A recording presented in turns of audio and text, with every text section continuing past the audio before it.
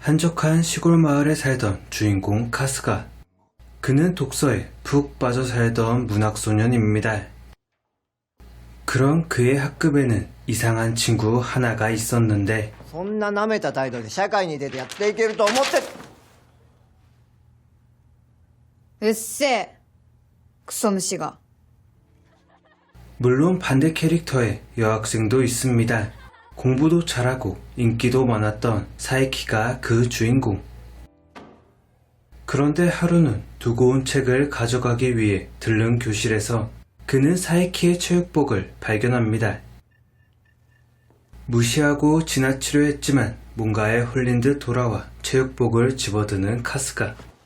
그리고는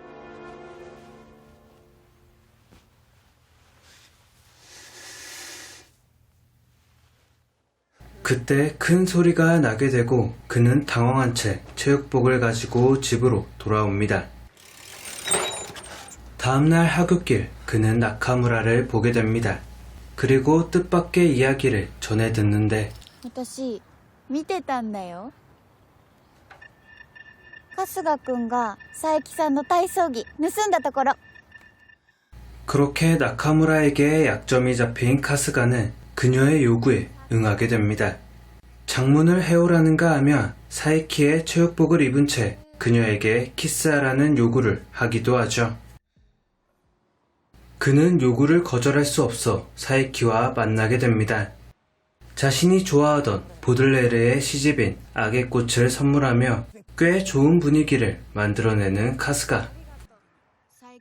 하지만 나카무라의 억지 요구가 계속 떠오르게 되죠. 심지어 두 사람이 만나는 걸 멀리서 지켜보고 있는 나카무라. 그래서 카스가는 억지로라도 키스를 하려 합니다. 그런데 그의 입에서 튀어나온 말과 뜻밖의 전개. 私初めて告白されたの感動しちゃった 다음날 사이키와 이야기를 나누던 나카무라를 보고 황급히 달려가는 카스가. 그런데 나카무라의 입에서 나온 이야기는 佐伯さんはね春日がああ、もう知らない。セックスがしたいって。 이 일이 충격이었는지 사이키는 다음날 학교에 나오지 않습니다. 그런 그녀에게 프린트를 가져다 주기 위해 찾아간 카스가. 그런데 사이키는 그가 선물해준 책을 소중히 읽고 있었습니다. 그러자 카스가는 더 큰 자괴감에 빠집니다.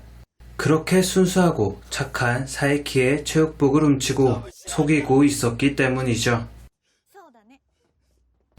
나카무라에게 자신의 실체를 대신 이야기해달라 부탁한 카스가. 그런데 그녀는 그를 교실로 데려갑니다.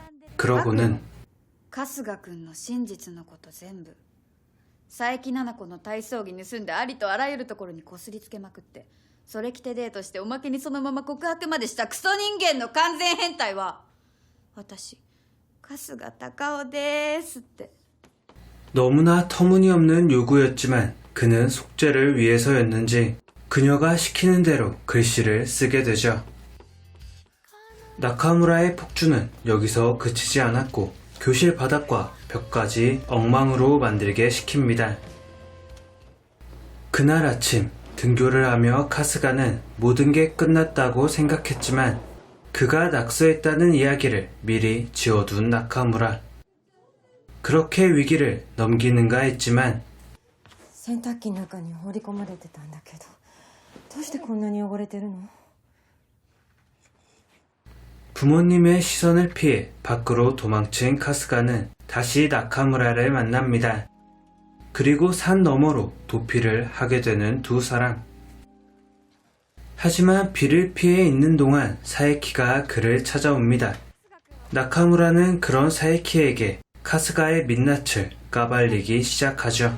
お前とゴミデートした時も告白した時も匂い嗅ぎまくりのおめえのクソ体操着体にまとわりつかせてズクンズクンしてたんだよ。やめて。 그리고 3년 뒤 고등학생이 된 카스가는 다른 지역으로 이사를 간 상황입니다. 그런데 헌 책방에서 악의 꽃을 읽는 동급생을 보게 되는데 知ってるの？悪の花。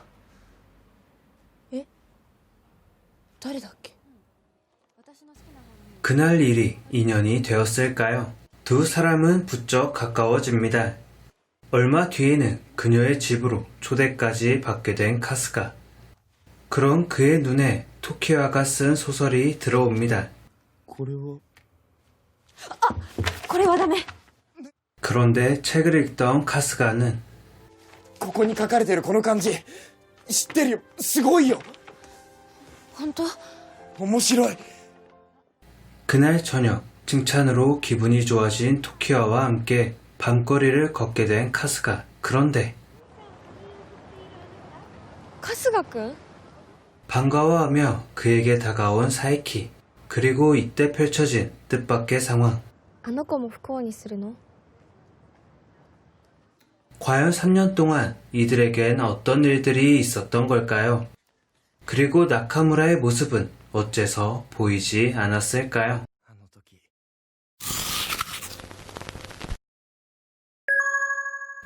이 작품은 카스가의 중학생 시절과 고등학생 시절을 관통하며 지나갑니다. 그리고 카스가가 가지는 호기심과 겪게 되는 사건을 통해 흘러가게 되죠. 먼저 중학생 카스가는 이성의 호기심을 갖기 시작하는 사춘기 소년의 모습으로 등장합니다. 인기 많던 모범생 사에키를 몰래 흠모하는가 하면 그녀를 희롱하는 친구들에게 짜증을 내기도 하죠.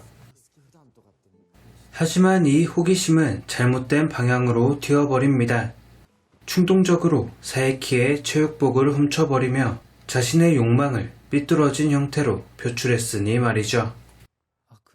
물론 결과적으로 이 행동 때문에 자신의 뮤즈였던 사에키와 연인 사이로까지 발전하지만 그 과정만큼은 범죄에 해당하는 일이었으니 마냥 순수한 사랑처럼 볼 수만은 없었습니다. 그럼 나카무라는 카스가에게 왜 이런 행동들을 시켰던 걸까요?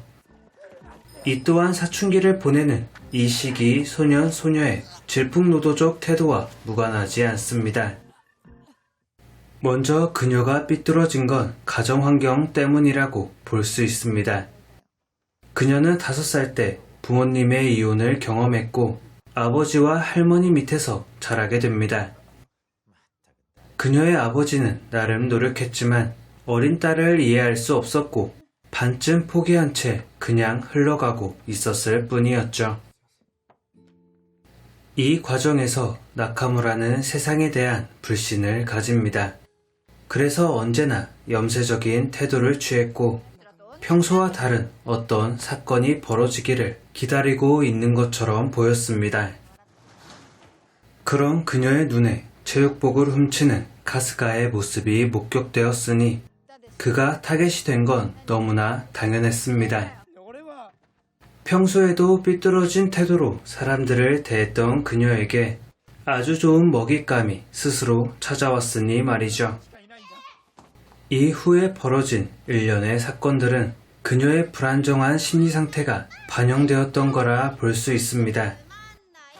물론 그녀의 행동 역시 사춘기라는 단어로 포장하기에 큰 무리가 있었다는 점은 카스가의 행동과도 비슷했습니다.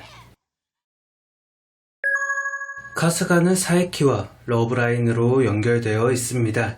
3년 뒤에는 토키와와 가까워지기도 하죠. 그렇다면 여기서 문제, 나카무라와 카스가는 어떤 사이였을까요? 두 사람의 첫 만남은 대립에 가깝습니다. 사에키를 짝사랑하던 카스가를 본 나카무라가 그에게 모욕을 주며 즐거워하기 때문이죠. 하지만 카스가의 행동도 평범하진 않았습니다. 그녀의 무리한 요구까지 다 수용하는가 하면 사에키가 그를 붙잡으러 왔음에도 오히려 나카무라에게 매달리는 모습을 보였으니 말이죠. 제 생각에는 두 사람은 서로를 동료라고 봤던 게 아닌가 싶습니다. 각각의 이유로 사춘기라는 열병을 심하게 앓던 나카무라와 카스가. 두 사람은 심리적으로 의지할 수 있는 누군가를 찾았던 거죠. 무리한 요구라도 다 받아주는 카스가, 그리고 우유부단한 자신의 모습을 바꿔줄 나카무라에게서 두 사람은 각각 마음의 안식처를 얻었습니다. 결코 정상적이라 볼 수 없지만 적어도 이 상황 속 두 사람에겐 서로의 존재가 위안이었던 거죠. 그래서인지 두 사람은 앞에 놓인 위기를 함께 극복해내고자 하는 모습을 보이기도 합니다. 둘이 함께 자전거를 타고 산을 향해 떠나기도 하는데 여기서 산은 현실 혹은 고난을 의미하고 있습니다. 건너편에 무엇이 있는지는 아무도 모르지만 적어도 이 암울한 현실을 벗어날 수 있다는 기대감이 이들에겐 존재했습니다. 사춘기라는 명목으로 비행을 저지르고 다니던 카스가와 나카무라의 모습을 적나라하게 보여줬던 영화, 그리고 그 속에서 나름의 성장을 이뤄내는 과정을 보여줬던 영화 악의 꽃이었습니다.